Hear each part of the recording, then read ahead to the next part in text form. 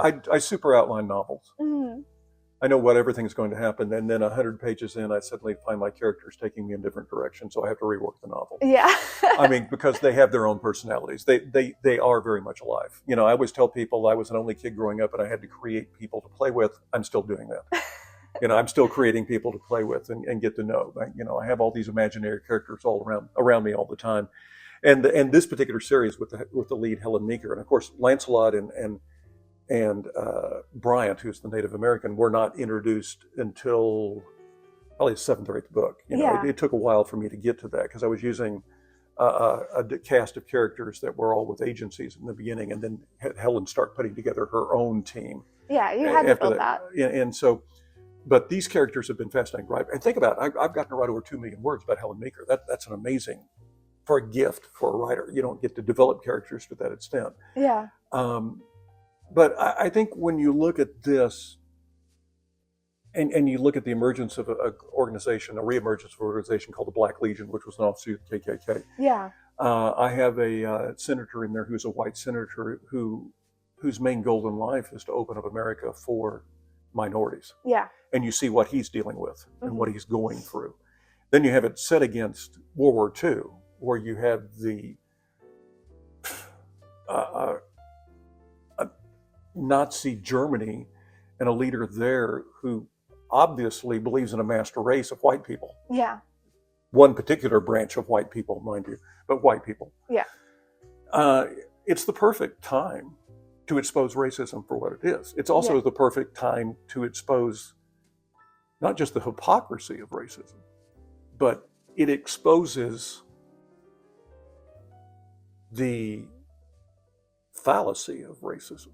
Mm-hmm. And how it is against everything that this country is supposed to stand for. It never has really. It's a growing situation where it's grown to get closer all the time. Yeah. But it's also, if you're a Christian, which I happen to be, something I'm supposed to stand for as well. There is no racism, so technically, according to Christ. Mm-hmm.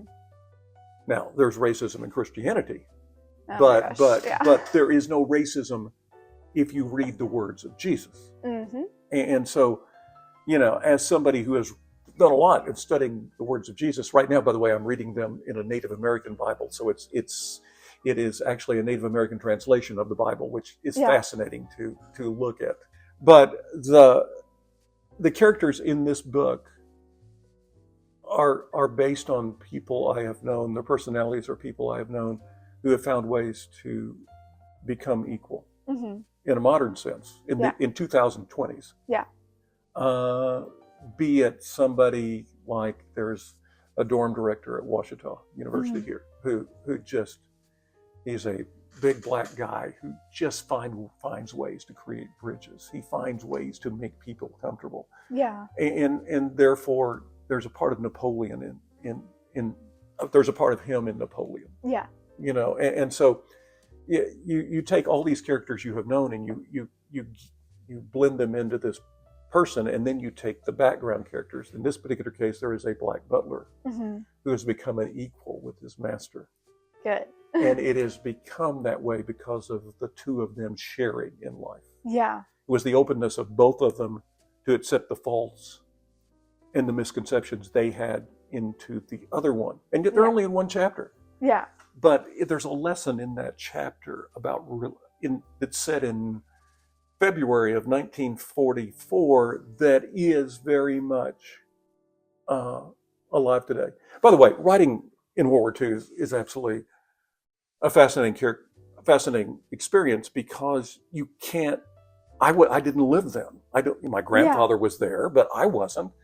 You know, and so I have this worn out atlas sitting beside my desk that has all the roads in the United States in World War II, including roads in Canada and other places. So you've got that right there to make it sure it's accurate.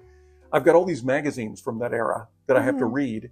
And then I've got calendars of whatever year I'm working in to make sure that I've got the dates right. Yes. And I've got everything checked off. And it's just, my office becomes so messy during this time because you have to have all this to cross-check yourself. Yeah. And then you have to figure out what names are right for the era. Mm-hmm.